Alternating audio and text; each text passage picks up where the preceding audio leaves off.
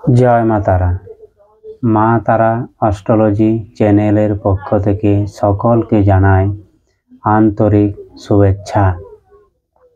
আজকে আমি আলোচনা করব যে গণ কি কন্যা রাশির জাতক এবং জাতিকাদের নক্ষত্র অনুযায়ী যে গণে জন্মগ্রহণ হয়, যেমন দেবগণ, মনুষ্যগণ, রাক্ষসগণ, এই 3 গণে যখন জন্ম হয় এদের ভাগ্য, স্বভাব, চরিত্র এবং বৈশিষ্ট্য কীরূপ হয় এ নিয়ে আজকের দীর্ঘ আলোচনা।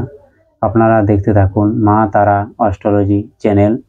এবং আমি এখানে তন্ত্র মন্ত্র, জ্যোতিষ, পুজো পাঠ সমস্ত রকমের কাজ করে থাকি। যেমন ভূত প্রেত তাড়ানো, কেউ বশীকরণ করে দিয়েছে সেই বশীকরণকে কাটানো, স্বামী স্ত্রীর মধ্যে অশান্তি চলছে সেইটাকে মেটানো, স্বামী কথা শুনছে না, মাতাল, চরিত্রহীন, সেই কাজটাকে বাগানো, বাচ্চারা চঞ্চল, পড়াশোনা করতে চাইছে না, পড়াশোনা করছে, ভুলে যাচ্ছে, সেই সকল রকমের কাজ আমি করে থাকি। আপনারা আমার সাথে সরাসরি যোগাযোগ করতে পারেন। পশ্চিম মেদিনীপুর এবং পূর্ব মেদিনীপুর উভয় জায়গায় আমি বসি এবং কেশপুর জামতলা আমি এই তারামায়ের মন্দিরে থাকি। এখানে এসে আপনারা আমার সঙ্গে সরাসরিভাবে যোগাযোগ করতে পারেন। জয় মা তারা। মানুষের জীবনের নানান বিষয় বিভিন্নভাবে জন্ম রাশি ও গণের সাথে জড়িয়ে থাকে। বৈদিক জ্যোতিষ অনুযায়ী ব্যক্তির গণ যা হবে সেই অনুযায়ী মানুষের স্বভাব, চরিত্র, বৈশিষ্ট্য, ভাগ্য কিন্তু সেরূপে হবে। রাশি যেমন মানুষের ভাগ্যকে নির্ধারণ করে, গণও কিন্তু মানুষের ভাগ্য চক্রকে নির্ধারণ করে। মানুষের গণের বিচার সবসময় জন্মকুষ্ঠী নক্ষত্র অনুযায়ী হয়। যেমন অশ্বিনী নক্ষত্র, রেবতী নক্ষত্র, হস্তা নক্ষত্র, পুষ্যা নক্ষত্র, পুনর্বসু নক্ষত্র, অনুরাধা নক্ষত্র, শ্রবণা নক্ষত্র ও স্বাতী নক্ষত্রে যে সকল জাতক এবং জাতিকাদের জন্মগ্রহণ হয় তাদের কিন্তু দেবগণ হয়। এবং এই দেবগণের চরিত্র, দেবগণের মানুষের মতন কিন্তু এরা দেবতাদের মতন কিন্তু এদের স্বভাব এবং চরিত্র এবং বৈশিষ্ট্য হয়ে থাকে। যেমন এরা কারুকার ক্ষতি সহজে করে না, মানুষের মঙ্গল করার চেষ্টা করে, এদের দুঃখ দুর্দশা মানুষের দেখতে পারে না, কিন্তু এদের ভাগ্য উন্নতিতে প্রচুর বাধা হয়। এদের প্রথম জীবনে প্রচুর দুঃখ, কষ্ট, জ্বালা, যন্ত্রণা, মৃত্যুতুল্য কষ্টের মধ্যে দিয়ে কিন্তু এদেরকে পার হতে হয় জীবনে। কিন্তু একটা দিক থেকে ভালো, এরা খুব বাস্তবিক হয়, এদের মধ্যে খুব জ্ঞান থাকে, এরা খুব ঈশ্বর ভক্ত হয়, ঠিক আছে। কিন্তু ঈশ্বর এদের যতই কষ্ট দেয় কিন্তু এদেরকে খুব সবসময় কিন্তু রক্ষা করে। আপদ বিপদ যে কোনো পড়ুক না কেন এরা কিন্তু সেখান থেকে কিন্তু বেরিয়ে যায়, সে যত বড়ই জীবনের সমস্যা আসুক না কেন।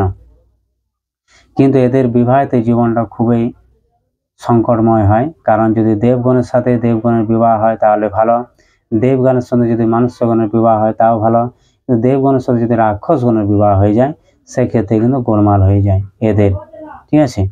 এবং তারপর হচ্ছে নরগণ। পূর্ব ফাল্গুনী নক্ষত্র, পূর্বাষাঢ়া নক্ষত্র, পূর্ব ভাদ্রপদ নক্ষত্র, উত্তরাষাঢ়া নক্ষত্র, উত্তর ভাদ্রপদ নক্ষত্র, আদ্রা নক্ষত্র, রোহিণী নক্ষত্র, ভরিণী নক্ষত্র যাদের জন্ম হয় তাদের কিন্তু এই মনুষ্যগণ হয় বা মানুষগণ। এরা কিন্তু দেবতাদের একটু নিচে আসছে। এদের মধ্যে দুটো ক্যারেক্টার কিন্তু আছে, যদি ভালো হয় খুবই ভালো, আর যদি খারাপ হয় খুবই ভালো। এবং এই পৃথিবীতে যারা টাকা পয়সা, গাড়ি বাড়ি, অর্থনৈতিক দিক থেকে যারা খুবই লাভবান ব্যক্তি তাদের কিন্তু বেশিরভাগই এই মনুষ্যগণ হয়। এদের জীবনে কিন্তু ভাগ্য সবসময় সাথ দেয়, খুব একটা দুঃখ কষ্ট জ্বালা যন্ত্রণার মধ্যে এদেরকে পড়তে হয় না, কিন্তু এদের কিন্তু শরীর খারাপ প্রচুর হয় জীবনে, ঠিক আছে। এবং তারপরে আসছে দেবারিগণ, যেটা বলা হচ্ছে রাক্ষসগণ।